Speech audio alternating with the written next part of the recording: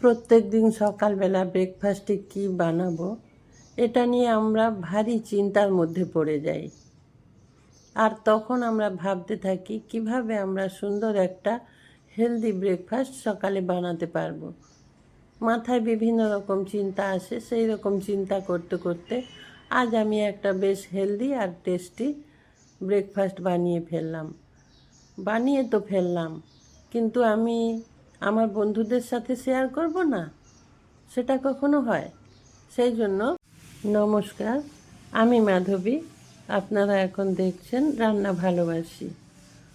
আজ আমাদের রেসিপিতে থাকছে খুব সুন্দর হেলদি, টেস্টি আর নরম তুলতুলে একটা ব্রেকফাস্ট রেসিপি। আসুন তাহলে আমরা সেটা কিভাবে বানাবো সেটা এখন আমরা দেখে নেব। এটা বানানোর জন্য প্রথমেই নিয়ে নেব আমরা একটা মিক্সিং বোল। তারপর নিয়ে নেব কয়েকটা ডিম। আমি এখানে 4টে ডিম নিয়েছি, আর আপনারা আপনাদের প্রয়োজন মতো ডিম নিয়ে নেবেন। বাড়ির সদস্য যেমন আছে, যেরকম পরিমাণে আপনি জলখাবার বানাবেন সেরকম বুঝে ডিমটা নিয়ে নেবেন। কেমন? 4টে ডিম দেখুন এখানে ভেঙে নিলাম। তারপর ওগুলো ভালো করে একটু মিশিয়ে নিতে হবে, ডিমটা ফেটিয়ে নিতে হবে। খুব ভালো করে ডিম ফেটিয়ে নেব। আর আপনারা যারা আমার ভিডিওটা দেখতে শুরু করেছেন এখনও পর্যন্ত একটা লাইক দিতে ভুলে গেছেন, একটা লাইক দিয়ে দিন। লাইক দিয়ে ভিডিওটা কন্টিনিউ করুন। ডিমটা ভালো করে ফেটিয়ে নিয়েছি। এখন এখানে দিয়ে দেব 1/2 কাপ পরিমাণে দুধ দিয়ে দিলাম। দুধটা অবশ্যই রুম টেম্পারেচারের দুধ। এটা ভালো করে ফুটিয়ে নিয়ে ঠান্ডা করে নেবেন, তারপর এখানে ব্যবহার করবেন। কেমন?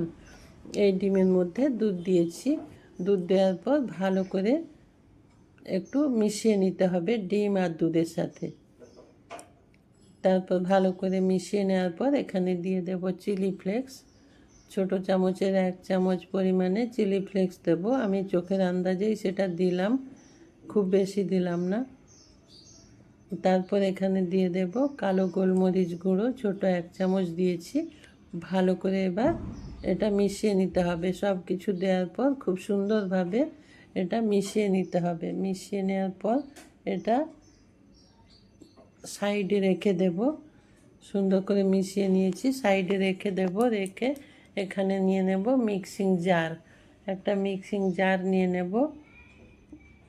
মিক্সিং জারের মধ্যে এখানে আমি 1 কাপ পরিমাণে, মেজারিং কাপের 1 কাপ পরিমাণে ওটস দিলাম। আরও 1/2 কাপ ওটস দিয়ে দেব। এটাও আপনার বাড়িতে কতটা পরিমাণে ব্রেকফাস্ট বানাতে চান সেটা বুঝে সব কিছু উপকরণ বাড়িয়ে বা কমিয়ে নিতে পারেন। দিয়ে এটা একটু ভালো করে গুঁড়ো করে নেব। দেখুন সুন্দর করে গুঁড়ো করে নিয়েছি। এখন ডিম আর দুধের মিশ্রণের মধ্যে ওটা দিয়ে দিয়েছি। খুব ভালো করে মিশিয়ে নিতে হবে। এটা একটু বেশ ভালো করে মিশিয়ে নেবেন ডিম দুধের মিশ্রণের মধ্যে, যেন একদম দলা পাকিয়ে না থাকে, সেরকমভাবে মিশিয়ে নেবেন। এটা যখন ভালো করে মেশানো হয়ে যাবে তখন এখানে দিয়ে দেব ওই কাপেরই 1 কাপ আটা। পুরোটা দিলাম না, একটু রেখে দিলাম। তারপর আমি যেটা বলছিলাম, এখানে আমি আটা দিয়েছি। আমি যেহেতু প্রথমেই বলেছি আমি চেষ্টা করব একটা হেলদি রেসিপি বানানোর জন্য, সেই জন্য এখানে আটা ব্যবহার করলাম। আপনারা চাইলে এটা ময়দা দিয়েও করতে পারেন। যখন মেশানো হয়ে গেল তখন এখানে দিয়ে দিলাম মিহি করে কুচিয়ে রাখা পেঁয়াজ, আর ঠিক একইভাবে খুব মিহি করে কেটে রাখা টমেটো আর কাঁচা লঙ্কা, আরও দিয়ে দিলাম ধনেপাতা। আবারও আমি আজকে বলে দিচ্ছি, যাদের বাড়িতে বাচ্চা আছে বা বয়স্করা যারা ঝাল খেতে পারেন না, তার জন্য লঙ্কাটা বাড়িয়ে বা কমিয়ে দেবেন। দিয়ে সব কিছু ভালো করে মিশিয়ে নিয়েছি। মিশিয়ে নেওয়ার পর এখানে দিয়ে দেব অরিগ্যানো দিয়ে আবারও ভালো করে মিশিয়ে দেব। অরিগ্যানোটা দেওয়ার সময় আমি বলে দিচ্ছি, এটা আপনারা স্কিপ করতেও পারেন, কারণ অরিগ্যানোর একটা সুন্দর ফ্লেভার আছে, তার জন্য আমি এটা ব্যবহার করেছি। আপনার বাড়িতে যদি না থাকে বা অরিগ্যানোর ফ্লেভার যদি আপনাদের পছন্দ না হয়, তাহলে এটা স্কিপ করে দেবেন। তারপর এখানে দিলাম খাবার সোডা, যেটা বেকিং সোডা বলি, সেটা দিলাম। দিয়ে তার উপর থেকে একটু জল দিয়ে দেব, তাহলে খুব তাড়াতাড়ি এটা অ্যাক্টিভ হয়ে যাবে। আর খাবার সোডা সবসময় একদম শেষে, যখন আমরা প্যানকেকটা তৈরি করব, ঠিক শেষ মুহূর্তে গিয়ে আমরা এটা মিশিয়ে নেব, মিশিয়ে ভালো করে ফেটিয়ে নেব। এর মাঝে আমি পরিমাণ মতো নুন দিয়ে দিয়েছি, দিয়ে ভালো করে মিশিয়ে দিয়েছি। এখন খাবার সোডা দেওয়ার পর এটা খুব ভালো করে ফেটাতে হবে একটু সময় নিয়ে। আমি প্রায় 5 মিনিট এটা ভালো করে ফেটিয়েছি। তারপরে এদিকে ফ্রাই প্যান বসিয়ে হাই ফ্লেমে ফ্রাই প্যানটা গরম করে নেবেন। তারপর গরম করে নেওয়ার পর এখানে সাদা তেল দিয়ে দিলাম। তারপর দেখুন গ্যাসটা আমি কমিয়ে দিলাম, কমিয়ে দিয়ে 1 হাতা ব্যাটার দিয়ে দেব।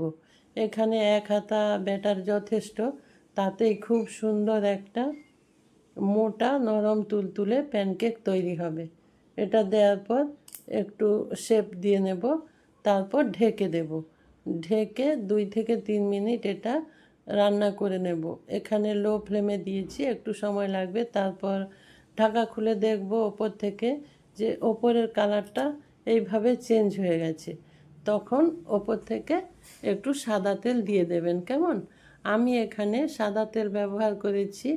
আপনারা চাইলে এখানে বাটার ব্যবহার করতে পারেন, বাটার দিয়েও এই রেসিপিটা করতে পারেন, তাতেও বেশ সুন্দর টেস্ট হয়। দেখুন কত সুন্দর জালিদার হয়েছে আর একদম নরম তুলতুলে হয়েছিল। বাচ্চা বা বয়স্করা খুব সুন্দরভাবে এটা খেয়ে নিতে পারবে।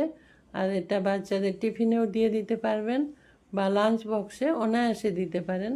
আর এটা খাওয়ার জন্য বেশি কিছু লাগবে না, একটু সস দিয়েও খেয়ে নিতে পারেন, কিংবা বাদামের চাটনি কিংবা নারকেলের চাটনি। আবার এটা তো এত সুন্দর টেস্টি যে শুধু শুধুও খেয়ে নেওয়া যায়।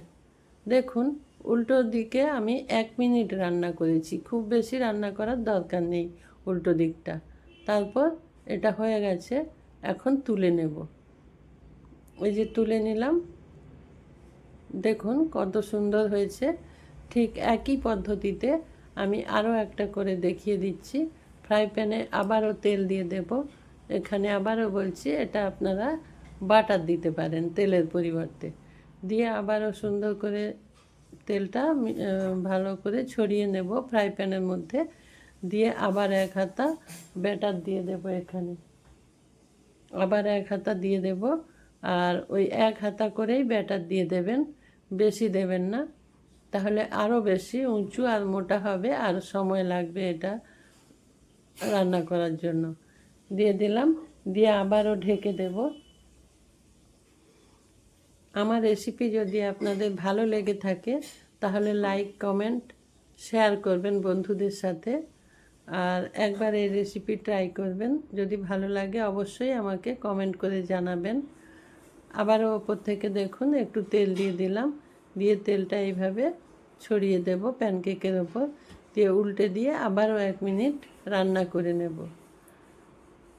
আপনারা যারা নতুন আমার চ্যানেলটা সাবস্ক্রাইব করবেন, করে আমার পাশে থাকবেন। আর এই রকম সুন্দর সুন্দর আর নতুন নতুন রেসিপি পাওয়ার জন্য পাশে থাকা বেল আইকনটা প্রেস করে দেবেন। এটাও হয়ে গেছে, এখন তুলে নেব। তুলে নিলাম।